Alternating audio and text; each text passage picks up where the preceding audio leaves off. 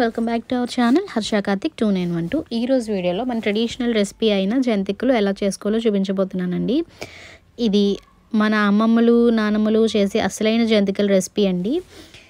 ఈ జంతికలు క్రిస్పీగా రావడం కోసం, గుల్లగా రావడం కోసం ఏవేవో వేసేస్తూ ఉంటారు కదా. సో బట్ అలా కాకుండా ఎగ్జాక్ట్ రెసిపీని, ఎగ్జాక్ట్ టేస్ట్ అనేది మర్చిపోతున్నారు. సో అలా కాకుండా మనం చిన్నప్పటి నుంచి మన గ్రాండ్ పేరెంట్స్ చేసే అసలైన జంతికల టేస్ట్తో మనం ఇప్పుడు ఈ రెసిపీని చేయబోతున్నామండి. అండ్ ఇది ఎప్పటి నుండో మన పెద్దవాళ్ళు చేసే రెసిపీ కాబట్టి, అండ్ నేను చెప్పే exact measurements and ingredients follow అయిపోతే మనకి ఆ టేస్ట్ వచ్చేస్తుంది. అంతేకాకుండా చాలా సాఫ్ట్గా, క్రిస్పీగా, క్రంచీగా వస్తాయి. చేయడం కూడా చాలా ఈజీ. అండ్ వంట రాని వాళ్ళు కూడా ఈ జంతికలు ఈజీగా చేసేస్తారు. సో మరి లేట్ చేయకుండా ఈ ప్రాసెస్ ఏంటో చూసేద్దాం పదండి. దీనికోసం ముందుగా ఒక బౌల్ తీసుకొని దాంట్లో 1 కప్ దాకా రైస్ ఫ్లోర్ వేసుకోవాలండి, బియ్యం పిండి. సో అలాగే అందులో 1/2 కప్ దాకా శనగపిండి వేస్తున్నాను, గ్రామ్ ఫ్లోర్. సో ఇప్పుడైతే మనకి బియ్యం పిండి, శనగపిండి అన్నీ మనకి మార్కెట్లో ఈజీగా అవైలబుల్గా దొరికేస్తున్నాయండి. బట్ అప్పుడైతే బియ్యాన్ని, కోటా బియ్యాన్ని, అలానే శనగపప్పుని, పచ్చి శనగపప్పుని రెండింటిని కడిగి బాగా వాష్ చేసి అందులో ఎండబెట్టి అప్పుడు మిల్లు పట్టించుకునేవారండి. ఇప్పటికే కూడా ఊర్లలో అలానే చేస్తున్నారు. సో ఇప్పుడు నేను ఇందులో ఒక 2 టేబుల్ స్పూన్స్ దాకా కారం వేస్తున్నాను అండ్ 2 టేబుల్ స్పూన్స్ దాకా సాల్ట్ వేస్తున్నాను. ఇందులోనే ఒక స్పూన్ దాకా వాముని చేతిలో వేసుకొని బాగా నలుపుకొని వేస్తే ఆ ఫ్లేవర్ అనేది పిండికి పడుతుందండి. సో అలా వేసుకుని బాగా మిక్స్ చేసుకోవాలి. అండ్ ఈ జంతికలకి కూడా 1:2 రేషియోలో తీసుకోవాలండి. సో దానివల్ల మనకి జంతికలు అనేవి గుల్లగా, క్రిస్పీగా, క్రంచీగా వస్తాయి. రైస్ ఎక్కువైనా గట్టిగా అయిపోతాయి, అలా అని శనగపిండి ఎక్కువైనా సరే మెత్తగా అయిపోతాయి. సో అలా కాకుండా ఇలా 1:2 రేషియోలో తీసుకోవాలండి.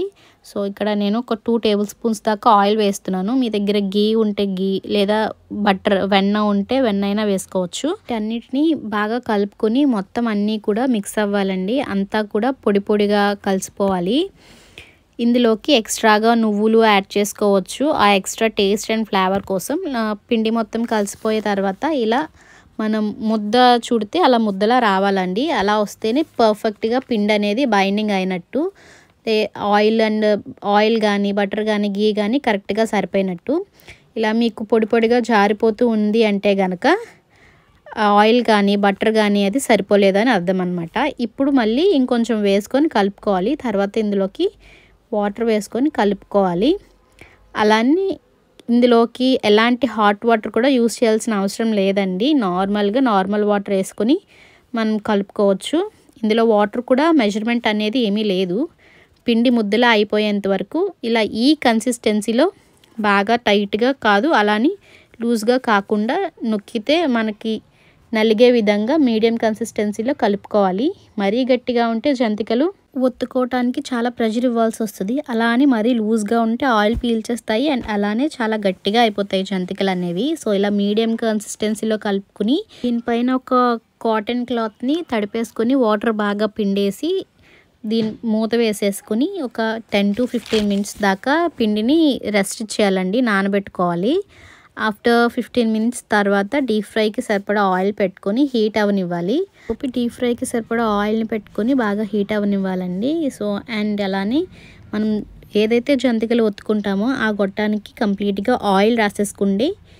ఆయిల్ కానీ వాటర్తో అయినా కొంచెం జస్ట్ అట్లా బ్రషింగ్ చేసేసుకోవాలండి. సో అలా చేసుకున్న తర్వాత దాంట్లోనే మనకి నచ్చిన షేప్స్, ప్లేట్స్ ఉంటాయి కదా, వాటికి ఆయిల్ అప్లై చేసేసుకొని మనం ముందుగా కలిపి పెట్టుకున్న పిండిని అందులో వేసేసుకుని పైన మనం దేంతో అయితే ఒత్తుకుంటామో దానికి కూడా కొంచెం ఆయిల్ అప్లై చేసుకోవాలండి. ఆయిల్ అప్లై చేసుకున్న తర్వాత మనకి డిజైర్డ్ షేప్, నచ్చిన షేప్స్లో మనం జంతికలు అనేవి ఒత్తేసుకోవాలి. అండ్ అలానే ఇక్కడ ఒక సింపుల్ టిప్ అండి. మనం జంతికలు అవి వేసుకునేటప్పుడు ఫస్ట్ డీప్ ఫ్రైకి ఒక బ్యాచ్ వేసిన తర్వాత మళ్ళీ అవి తీసిన తర్వాత కానీ మనం మళ్ళీ జంతికలు ఒత్తుకోము.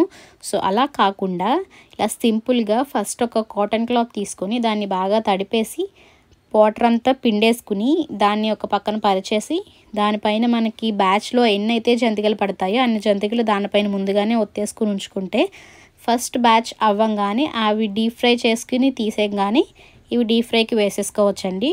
ఇలా చాలా ఈజీగా వేసేసుకోవచ్చు, టైం టేకింగ్ ప్రాసెస్ కూడా కాదు.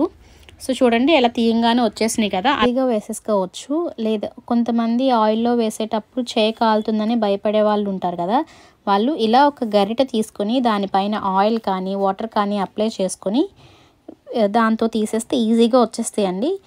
ఇలా ఆయిల్ అనేది మరీ ఓవర్ హీట్ ఉండకూడదు, అలా అని లో హీట్లో కూడా ఉండకూడదు, మీడియం హీట్లో పెట్టుకొని డీప్ ఫ్రై చేసుకోవాలి.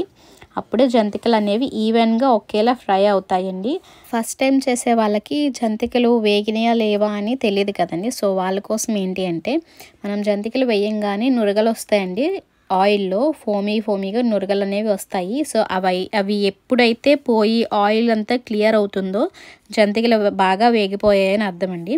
అండ్ ఈ జంతికలు అనేవి మరీ ఎక్కువ వేగిపోయినా సరిగ్గా వేగకపోయినా క్రంచీగా క్రిస్పీగా రావండి. సో ఇవి వేగేలోపు మనం ఇందాకట్లానే కాటన్ క్లాత్ పైన కానీ లేదా బటర్ పేపర్ ఉంటే బటర్ పేపర్ మీద కానీ మళ్ళీ ఇంకొక బ్యాచ్ జంతికలు వేసేసుకుని ఉంచుకుంటే తక్కువ టైంలోనే ఈజీగా ఫాస్ట్గా చేసేసుకోవచ్చు. కొద్దిగా కలర్ చేంజ్ అయ్యేంత వరకు వేయించుకుని పక్కకి తీసేసుకుంటే నెక్స్ట్ బ్యాచ్ వేసేసుకోవాలి. అండ్ ఇలానే మొత్తం పిండి అంతా కూడా వేసేసుకోవచ్చు ఫాస్ట్గా, సింపుల్గా. మన ట్రెడిషనల్ క్రిస్పీ అండ్ క్రంచీ జంతికలు రెడీ అయిపోతాయి. మరి మన గ్రాండ్ పేరెంట్స్ నాటి ఈ జంతికలు రెసిపీని ఈ సంక్రాంతికి మీరు కూడా ట్రై చేయండి మీ ఇంట్లో. ఈ రెసిపీని వంట రాని వాళ్ళైనా ఫస్ట్ టైం ట్రై చేసినా ఎవరైనా ఇదివరకు ట్రై చేయకపోయినా ఈ ప్రాసెస్ను ఒకసారి ట్రై చేసి చూడండి. నేను చెప్పిన ఎగ్జాక్ట్ మెజర్మెంట్స్ అండ్ టిప్స్తో మీరు కనుక ట్రై చేస్తే పర్ఫెక్ట్గా మన గ్రాండ్ పేరెంట్స్ చేసే అసలైన ట్రెడిషనల్ జంతికల రెసిపీ టేస్ట్ అనేది వస్తుంది. సో చూసారు కదండి ఎంత క్రిస్పీగా వచ్చినాయో, క్రంచీగా క్రిస్పీగా సాఫ్ట్గా వచ్చినాయి కదా. అండ్ ఆయిల్ కూడా అబ్జర్వ్ చేసుకోలేదు. వీటిని మనం ఈజీగా స్టోర్ కూడా చేసుకోవచ్చు ఇన్ కేస్ ఎక్కువ క్వాంటిటీలో కనుక చేసుకుంటే. అంతేనండి, ఎంతో సింపుల్గా టేస్టీగా క్రంచీగా క్రిస్పీగా మన ట్రెడిషనల్ స్టైల్ జంతికల రెసిపీని ఈజీగా మన ఇంట్లోనే మన చేతులతో మనం చేసేసుకోవచ్చండి. అండ్ మీరు కూడా తప్పకుండా ఈ సంక్రాంతికి మీ ఇంట్లో వాళ్ళకి చేసి పెట్టండి, అదే ట్రెడిషనల్ టేస్ట్ అనేది వస్తుంది. సో ఈ వీడియో కనుక మీకు నచ్చినట్లయితే లైక్ చేయండి, మీ ఫ్రెండ్స్కి రిలేటివ్స్కి షేర్ చేయండి. ఇలాంటి మరిన్ని సింపుల్ అండ్ టేస్టీ రెసిపీస్ కోసం నా ఛానల్ని సబ్స్క్రైబ్ చేసుకోండి. Thanks for watching.